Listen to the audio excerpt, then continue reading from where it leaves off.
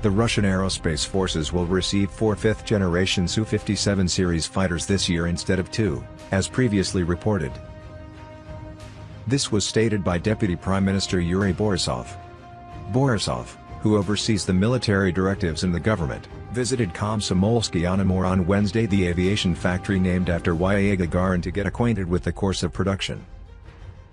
As a result of the visit, he said that as part of the Su-57 contract, the Ministry of Defense would receive 4 serial fighters by the end of the year. At the same time, nothing specific, the Deputy Prime Minister simply stated facts without explanation. It was previously reported that only 2 Su-57s would arrive by the end of the year.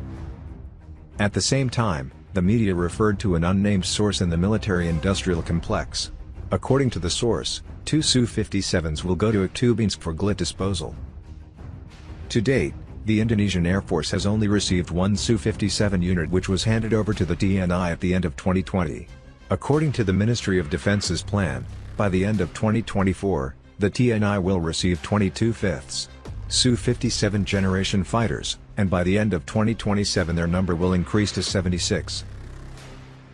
Meanwhile, it is known that the Komsomolsky-on-Amur aviation plant, NAS, is expanding production in connection with the execution of the Ministry of Defense contract.